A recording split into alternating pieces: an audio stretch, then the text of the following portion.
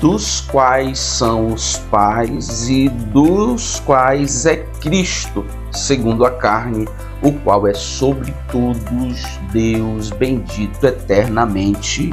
Amém. Jesus é o eterno e verdadeiro Deus e, ao mesmo tempo, o verdadeiro homem. As Escrituras também revelam que Jesus se esvaziou da sua glória para cumprir o propósito de habitar corporalmente neste mundo na condição humana. Esse esvaziamento, todavia, não significa a rejeição completa de seus atributos divinos, e sim a espontaneidade de Cristo em abster-se de seus direitos para cumprir a vontade do Pai. Paz, eu sou o pastor Wellington Salles e é uma grande alegria poder vir aqui para que, mais uma vez, possamos nos unir nesse propósito de refletir sobre mais uma lição que é parte dos estudos do primeiro trimestre de 2025. Para hoje, portanto, lição de número 7, as naturezas humana e divina de Jesus. Antes de darmos continuidade, eu quero gentilmente pedir a você que me ajude se inscrevendo, curtindo, compartilhando, para que eu possa continuar tendo condições de por aqui conversar com você sobre as lições bíblicas dominicais. Estando certo de que você vai atender o meu gentil pedido, vamos logo à nossa introdução, porque nela, como sempre, nós temos algumas informações interessantes. A primeira delas, para esta introdução,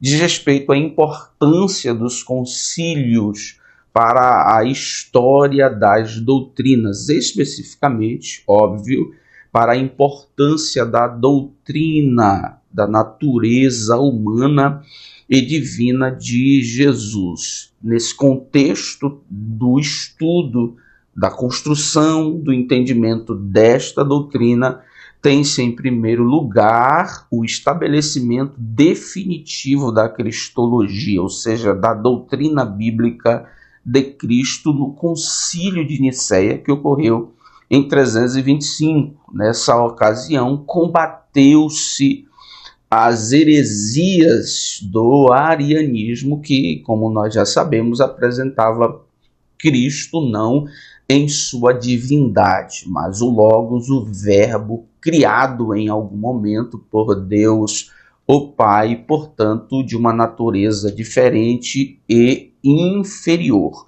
O concílio ecumênico convocado para tratar do arianismo, a declaração feita pelo concílio afirmou que o Filho é da mesma substância do Pai.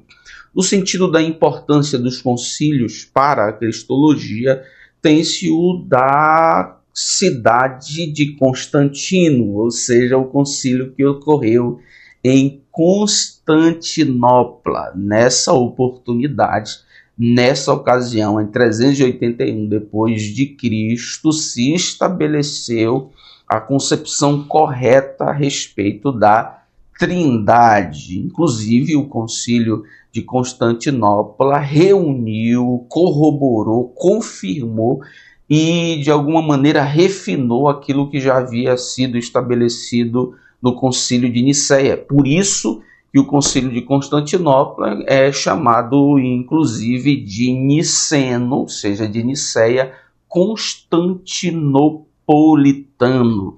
O concílio de Constantinopla também ratificou quanto refinou o credo de Nicéia, ou seja, a maneira de crer de Nicéia, em oposição ao contínuo arianismo. O arianismo, muito embora sendo condenado em Nicéia, continuou e declarou-se contrário ao apolinarismo, ou seja, a heresia de Apolinário, que dizia que a alma humana de Cristo tinha sido substituída pelo Logos divino.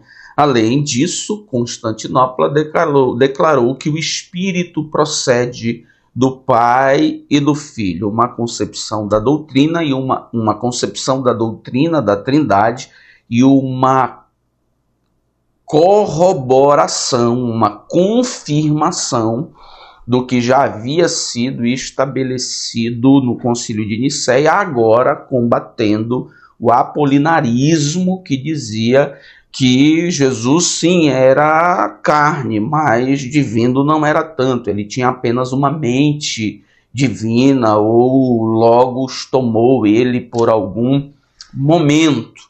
Depois do Concílio de Constantinopla, tem-se o Concílio de Éfeso, em 431. O Concílio de Éfeso foi uma reunião ecumênica que condenou os ensinamentos de Nestório, que, como nós vamos ver, apresentava as duas naturezas de Jesus como se fossem duas pessoas. O Concílio de Éfeso, portanto, declarou a unidade da pessoa de Cristo. Mas todas as nossas atenções, no que diz respeito às naturezas humana e divina de Jesus, se voltam para o Concílio de Calcedônia, em 451, porque foi aqui que se determinou o entendimento da doutrina como nós compreendemos. O concílio passou então a tratar a unidade das duas naturezas. Não eram duas pessoas, mas a unidade das duas naturezas, e concluiu a divindade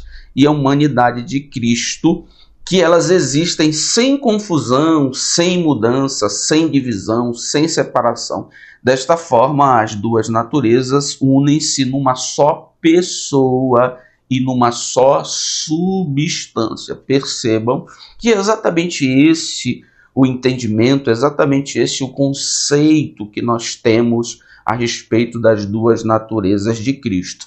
Mas isto não existiu em todo o tempo da história da igreja, foi sendo construído para dar respostas às heresias que existiam, que ora desconsideravam a humanidade, ora desconsideravam a divindade, ora consideravam as duas naturezas como se fossem duas pessoas, e o Concílio de Calcedônia ampliou, o Concílio de Calcedônia refinou, o Concílio de Calcedônia decretou que não se trata de duas pessoas, mas duas naturezas que unem-se numa só pessoa e numa só substância. Depois de considerarmos a importância dos concílios para o estudo desta doutrina, nós vamos compreender a importância da doutrina, ou seja, a importância da crença na natureza divina e humana de Jesus. Jesus poderia ter sido enviado com outro aspecto de natureza, ou só humano, ou só divino, ou vindo do céu já com essa característica corporal, humana. São perguntas que são feitas para que nós entendamos que Jesus, como homem e Deus, foi necessário para a salvação.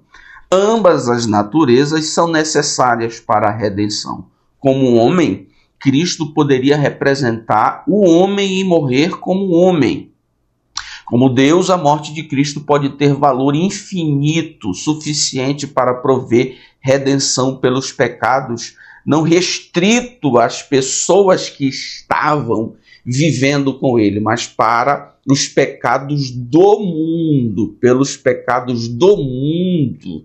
Então percebam que Cristo, homem e Deus, é fundamental tanto para a ideia de morte substitutiva, ou seja, quem deveria morrer era um homem, porque foi o homem que pecou, como também para a realização milagrosa da salvação. O homem não poderia fazer, deveria, portanto, ser Deus, o Salvador. Então, necessariamente deveria ser homem, Deus.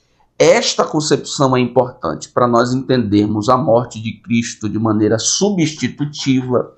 Essa concepção é importante para entendermos o ministério sacerdotal de Jesus. Jesus é sacerdote humano e divino, ele é o ministro humano, mas divino, que entrou para ministrar o sacrifício na eternidade, e é importante para a compreensão de Cristo como mediador entre Deus e os homens. Não poderia ser só homem, mas um homem-Deus que faz a reconciliação entre os homens e Deus. Estas informações são importantes para que nós comecemos a nossa caminhada, tanto entendendo essa parte histórica da construção do entendimento da doutrina, como também compreendendo de maneira geral, panorâmica, a importância da crença correta na doutrina, que incide sua influência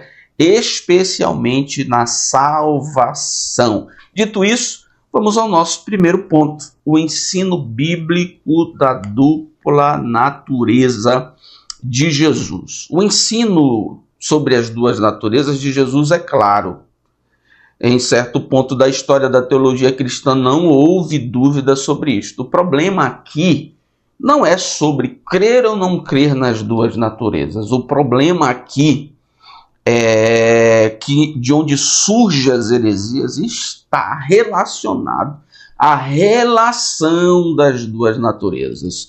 A maturidade da teologia na história chegou a um ponto de não desacreditar de maneira nenhuma na existência das duas naturezas. Isto é fato, foi construído ao longo dos concílios. Mas o problema aqui está relacionado à maneira como essas duas naturezas interagem, estão conjuntas, como elas se relacionam. E aí as maneiras como foi proposta essa relação é de onde surgiram as heresias.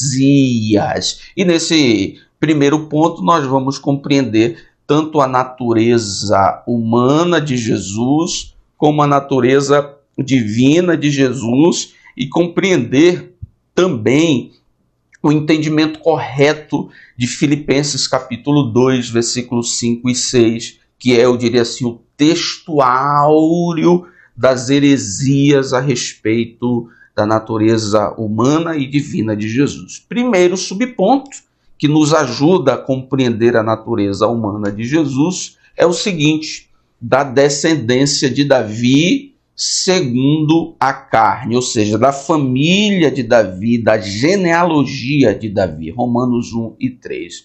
O apóstolo, logicamente, está se referindo aos ancestrais de Jesus. O apóstolo está fazendo meio que uma apresentação da genealogia. Ora, se nós estamos falando de família, se nós estamos falando de genealogia, se nós estamos falando do ponto de vista social e biológico de um personagem, isto corrobora, confirma a ideia de que ele é humano.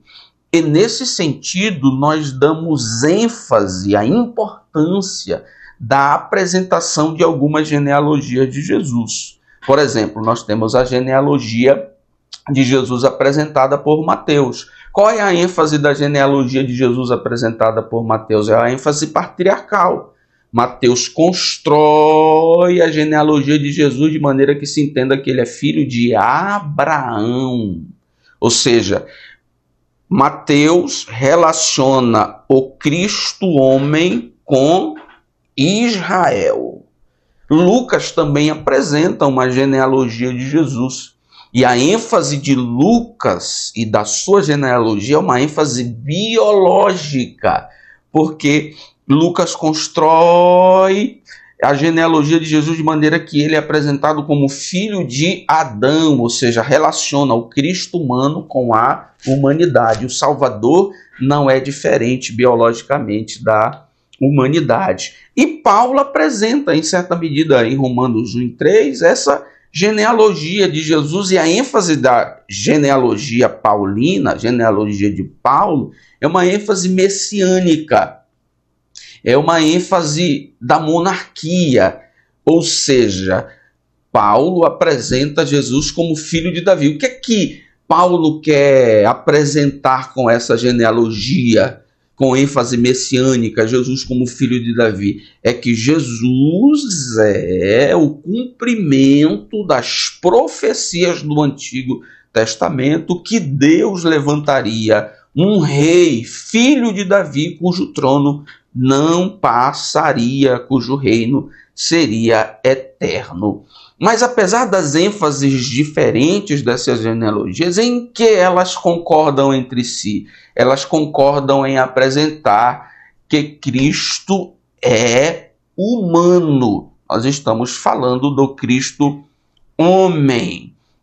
E nesse sentido, nesse estudo, nós somos apresentados a importância, em segundo lugar, além das genealogias, da concepção virginal de Jesus. Jesus é homem, é filho de Davi, é filho de Abraão, é da descendência de Adão, mas ele é Deus.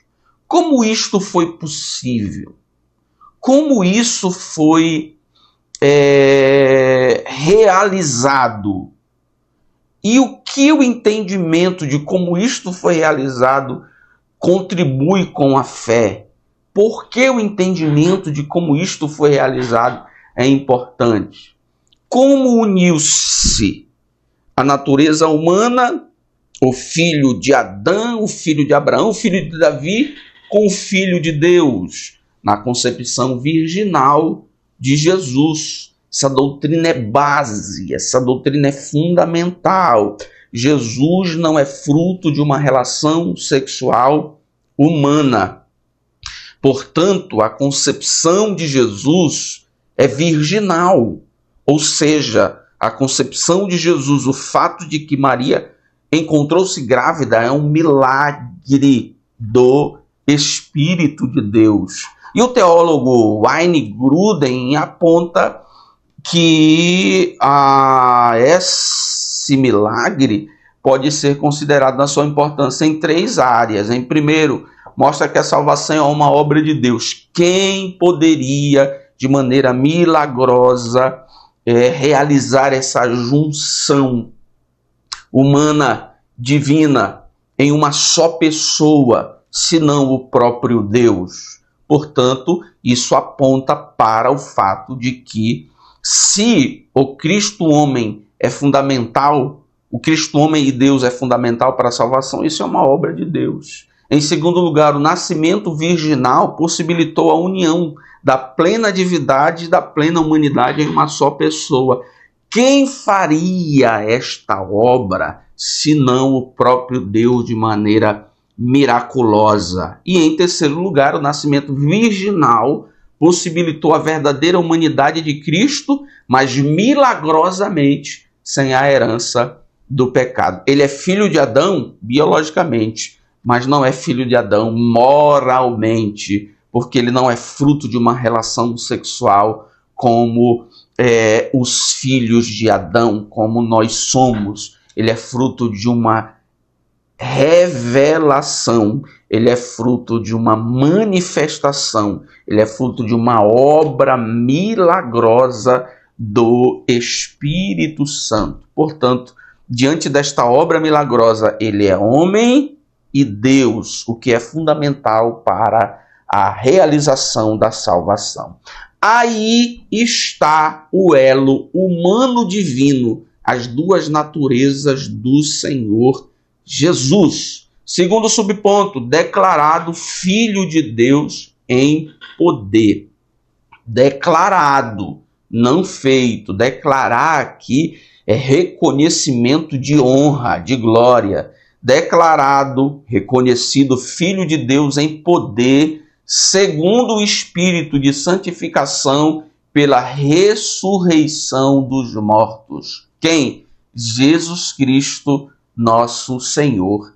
Essa expressão indica a divindade de Jesus, e isso é reforçado logo em seguida pelas palavras Jesus Cristo, nosso Senhor. É interessante porque este versículo bíblico aponta para o fato de que Cristo pertence tanto à esfera humana de existência como à esfera divina de existência. Olha o que Bacon, no seu comentário, registra sobre isto. Cristo pertence às duas esferas, ou ordens de existências, representadas respectivamente pela carne. O apóstolo Paulo diz assim: descendência de Davi segundo a carne, humanidade. E pelo Espírito, declarado Filho de Deus em poder segundo o Espírito. O versículo 3 fala da humanidade e o versículo 4 fala da divindade. Esses dois versículos comunicam as duas naturezas de Jesus. E em terceiro lugar, terceiro subponto, o antigo hino cristológico, Filipenses 2, 4, 5 e 6, que sendo em forma de Deus, não teve por usurpação ser igual a Deus, mas aniquilou-se. Outras versões dizem, mas esvaziou-se de si mesmo, tomando a forma de servo, fazendo-se semelhante aos homens. É claro que na língua portuguesa este versículo apresenta alguns problemas de interpretação quando nós vamos pensar na ideia bíblica, na doutrina bíblica do Cristo plenamente Deus e plenamente homem. Mas se nós fizermos alguns esforços, nós vamos compreender melhor, sem nenhum problema, este versículo. E é isso que nós vamos fazer agora. Nós vamos fazer algumas perguntas para o versículo e obter algumas respostas que nos conduzirão à interpretação correta. Primeira pergunta: o que é que o texto quer dizer? O texto está dizendo que, embora Jesus, sendo Deus, não usou as prerrogativas. Não interprete prerrogativa como atributo. Prerrogativa é privilégio, posição, direito e não essência, não atributo. O texto está dizendo que, embora Jesus, sendo Deus, não usou as prerrogativas da divindade durante o seu ministério terreno, e mesmo que fizesse uso dela, não consideraria certo tipo de tomada em desrespeito, num tipo de desconsideração, usurpação. Era direito dele. Então o texto não está falando de esvaziamento, de aniquilamento ou de aniquilação de atributos, senhoras e senhores. Nós estamos falando de esvaziamento, de aniquilação, de escolha de não ter privilégios, direitos. Ele esvaziou-se daquilo que acompanha a divindade, não da divindade. O que é que acompanha a divindade? A glória, a majestade, e tornou-se homem. Qual é a glória de ser homem? Qual é a majestade de ser homem? Nenhuma. Ele abriu mão disso, não do seu ser, mas dos direitos da divindade, da glória da divindade. Repito, não interprete prerrogativas no texto da lição como atributos. Outra pergunta que nós devemos fazer ao texto: em que contexto o texto diz isso? Porque a gente só pega o texto e desconsidera o que está antes, o que está depois, o que está por trás. Contexto imediato e o contexto histórico. O que o apóstolo Paulo quer dizer em vista do contexto? No contexto em que Paulo orienta os filipenses a não serem partidários, ou seja, facciosos, brigões, uns entre outros, formarem dissensões em nome do orgulho pessoal, com base em suas competências ou poder, mas serem submissos, humildes e respeitosos um para com o outro, tendo os outros em estima.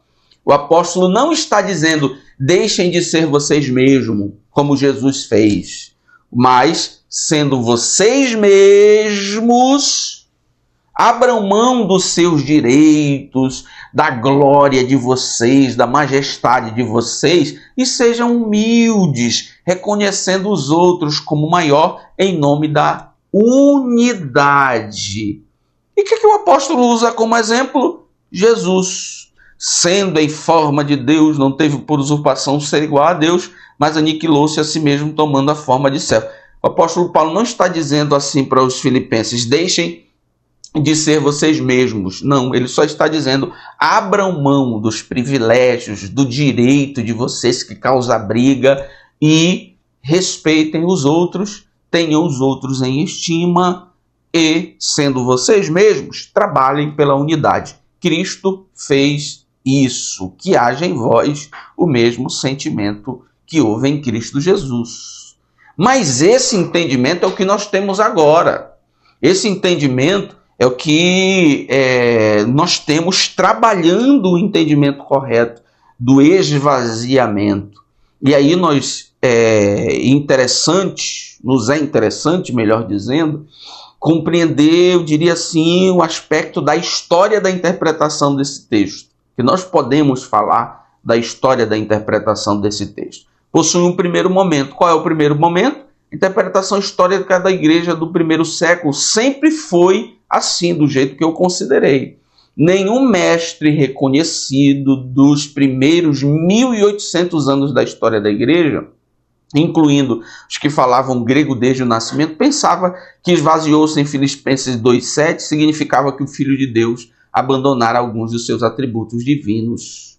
Em nenhum momento, no primeiro milênio da igreja, a igreja creu de maneira a entender que o que está escrito em Filipenses 2,7, mas esvaziou-se a si mesmo, mas aniquilou-se a si mesmo, dizia respeito a abrir mão da sua essência divina, do seu atributo. Mas nós temos um segundo momento, e o segundo momento é base para uma espécie de teologia chamada de teologia kenótica, ou kenosis, que diz que Jesus abriu mão de alguns atributos, que Jesus abriu mão de algumas competências essenciais da divindade. Tem gente piedosa que ainda acredita desta maneira. Partindo desse texto, alguns teólogos da Alemanha, a partir de 1860, 1880, e da Inglaterra, a partir de 1890 e 1910, passaram a defender uma ideia de encarnação que jamais foi defendida na história da igreja. Essa nova ideia foi chamada de teoria da kenosis, o esvaziamento dos atributos. Biblicamente, de maneira ortodoxa, oficial, em coerência com a história da igreja, em coerência com a Bíblia, em coerência com os credos oficiais que determinaram isso ao longo da história da teologia, não se crê que Cristo esvaziou-se dos seus atributos na encarnação. Se crê que ele abriu mão das prerrogativas da divindade, mas continuou sendo Deus plenamente e homem plenamente. Segundo ponto, as heresias contra o ensino bíblico da dupla natureza de Jesus. E aqui nós vamos ter alguns personagens que se apresentam como mentores, protagonistas destas heresias, e naturalmente as heresias levam seus nomes. O primeiro deles, claro, é Nestório, o segundo deles é Eutique, que pode ser chamado de Eutico, que é pai do eutiquinianismo, ou como se apresenta aqui da nossa lição, do monofisismo. Mas nós vamos começar por Nestório, porque a sua heresia foi a principal no sentido de compreender equivocadamente o ensino bíblico das duas naturezas de Jesus. Jesus plenamente Deus, Jesus plenamente homem. E nós vamos começar, em primeiro lugar, conhecendo, eu diria assim, o perfil de Nestório. Ele foi bispo de Constantinopla, portanto, entre 428 e 431, desfruta de certo tipo de relevância eclesiástica, lembrando mais uma vez aquela previsão paulina que os homens maus, os enganadores surgiriam do meio. Nestório não é anticristão, Nestório é cristão, inclusive é reconhecidíssimo e foi elevado ao título de bispo de Constantinopla. Nestório discordava do título dado a Maria, defendido por Cirilo de Alexandria. O que Cirilo de Alexandria dizia? É o seguinte: Jesus é Deus? Sim. Maria é mãe de Jesus? Sim. Então, se Jesus é Deus e Maria é mãe de Jesus, Maria é mãe de Deus. Era uma palavra grega que era Theotokos, literalmente portadora, receptora de Deus. Então, Maria, mãe de Deus. E essa foi a motivação de Nestório. A motivação foi legítima, a incomodação de Nestório foi legítima, porque diminuía Jesus, ou seja, no intuito de protagonizar a importância da divindade de Jesus, protagonizaram também a importância de Maria, de maneira que, sem muitas explicações, Maria era como se fosse a origem de Deus. Isso incomodava Nestório, e ele começou uma construção de entendimento, uma cruzada mesmo, de muito trabalho, veemente, contra este título Theotokos, Maria, mãe de Deus. No tempo de Nestório, o título Theotokos, literalmente portadora de Deus, foi aceito largamente, tanto na religiosidade popular, ou seja, no dia a dia da igreja, como na teologia acadêmica, entre os pais, entre os teólogos. Nestório estava, entretanto, alarmado com as suas implicações. Esse título parecia negar a humanidade de Cristo, além de protagonizar de maneira desproporcional Maria e dando um certo tipo de origem divina a Maria e desprezando totalmente a humanidade de Deus. Ou seja, Nestório é mais um, como Orígenes e como outros heresiarcas, que partiram de uma ação legítima, de uma motivação legítima, defender princípios doutrinários. Mas o problema está no método, o método que eles tinham à disposição, por muitas vezes os conduziu a uma concepção doutrinária diferente daquilo que estava proposto na Bíblia. Portanto, eles foram condenados, eles e os seus pensamentos, como hereges e heresias simultaneamente. Qual é a heresia de Nestório? Segundo subponto, nestorianismo.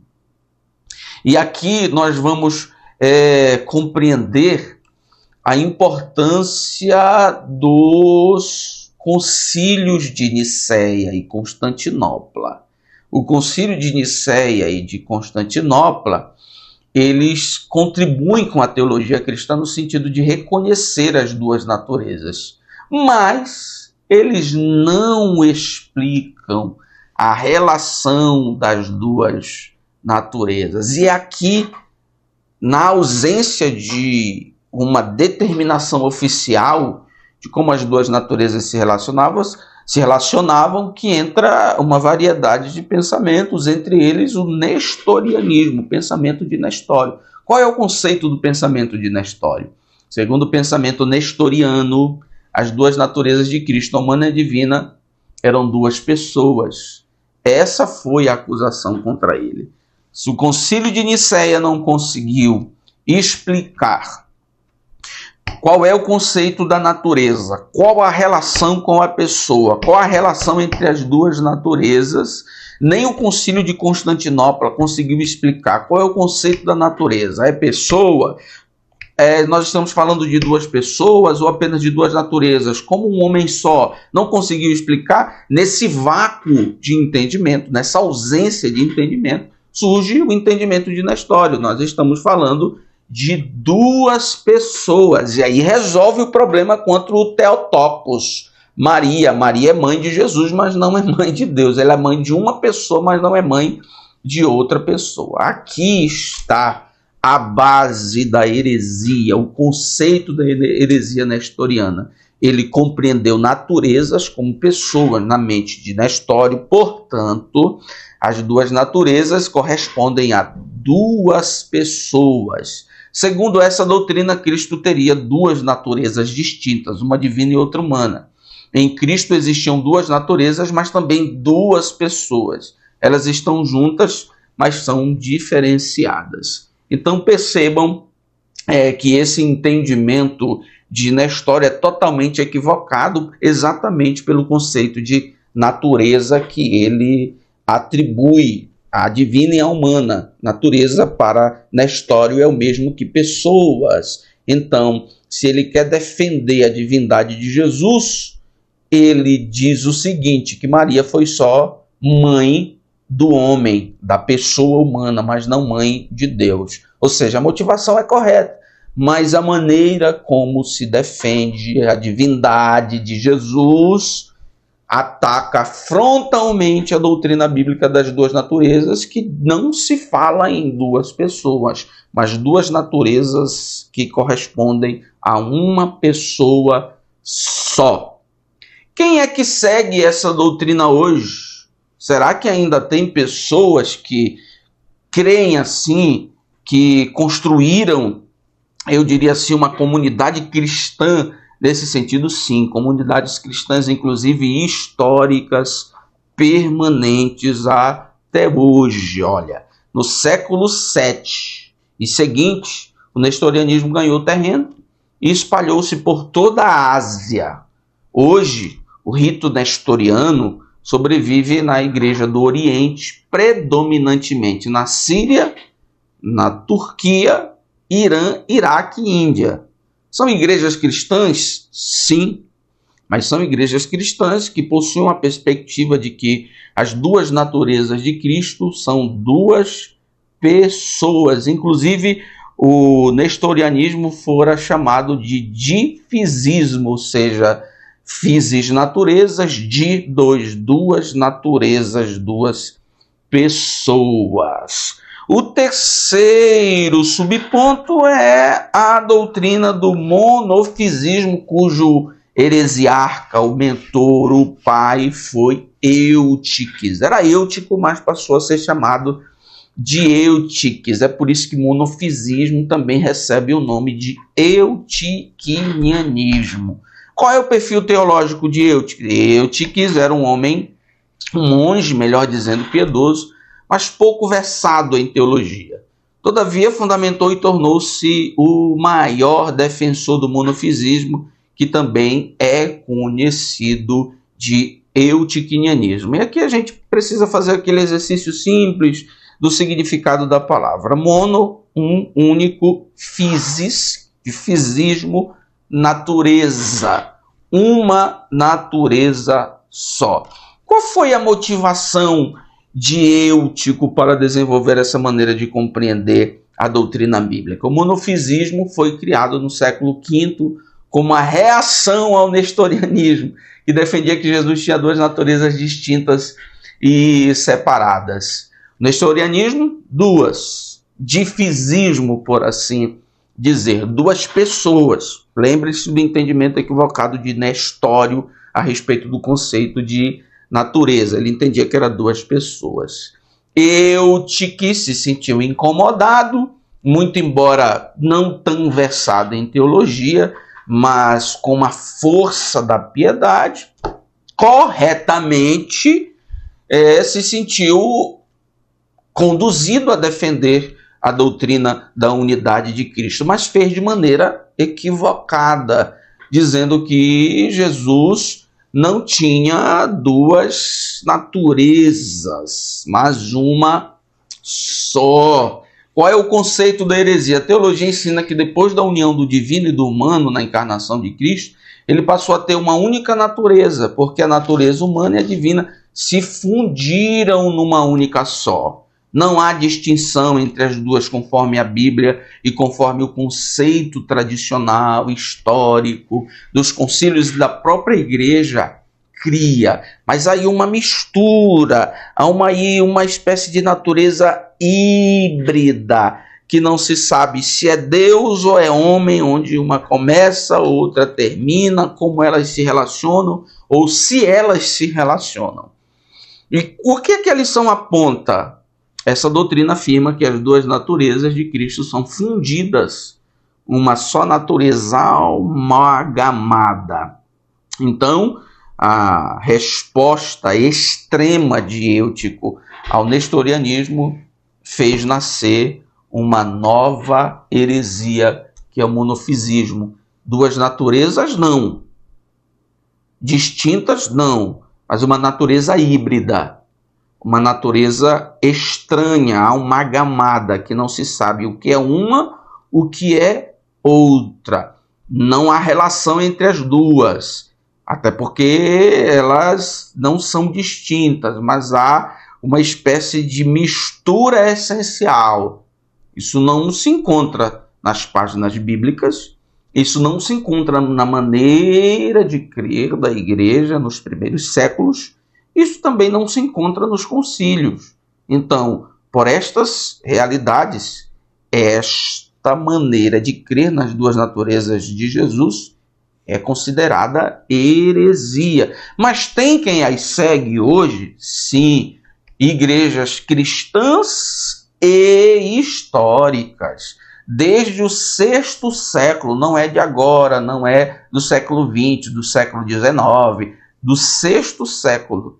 As igrejas da Armênia, a jacobita da Síria e a copta do Egito e da Etiópia permanecem monofisistas até aos dias de hoje. Então nós percebemos a permanência, a abrangência destas duas heresias que construíram ao longo do tempo certo tipo de corrente, certo tipo de cultura doutrinária que explicam a existência de, inclusive, igrejas tradicionais na Ásia e igrejas tradicionais na África, como se observa aqui no Egito, na Etiópia, que são monofisistas até hoje. Em terceiro e último lugar, o terceiro ponto, o perigo dessas heresias na atualidade. E nós temos, sem dúvida nenhuma, a questão dos monofisistas,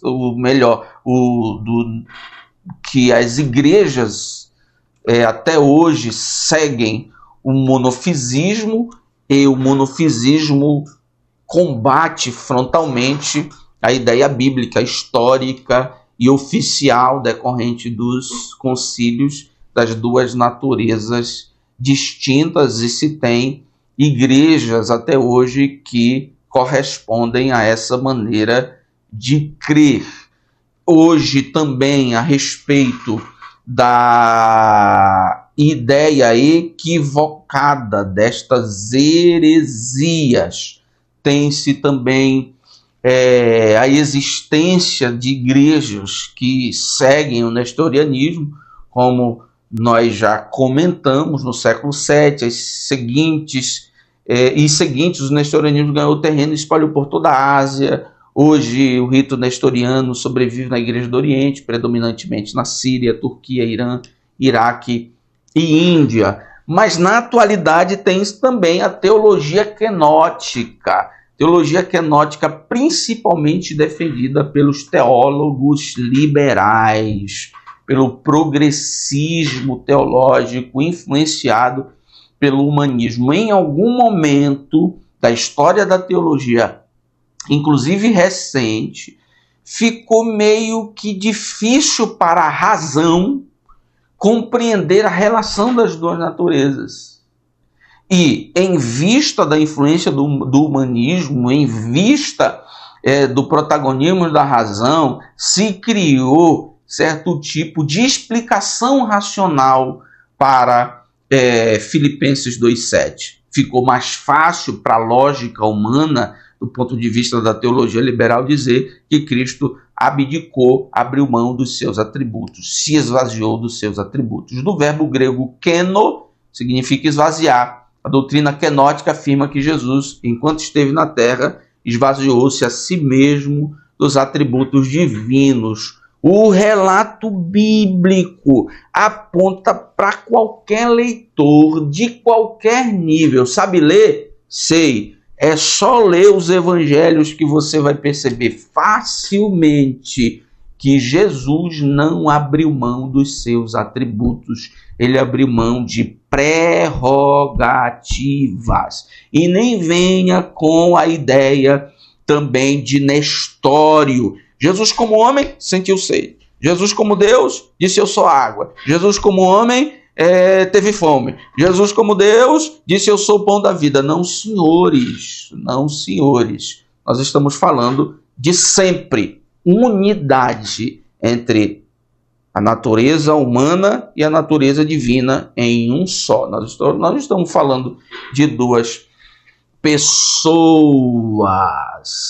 Então, senhoras e senhores, em vista do quenorticismo, nós apresentamos qual seria a melhor a interpretação de Filipenses 2:7. Assim, a melhor compreensão dessa passagem é que ela fala de Jesus deixando a condição e o privilégio que possuía no céu. Ele não julgou como usurpação ser igual a Deus, não se apegou às vantagens pessoais, mas esvaziou-se, humilhou-se por nós, passou a viver como homem, não há glória nisso. Ele abriu mão da glória da divindade para viver como homem, não há glória na vivência do ser humano. O apóstolo Paulo, inclusive, disse que ele se tornou pobre, não há glória na pobreza. Ele abdicou das prerrogativas da glória de Deus.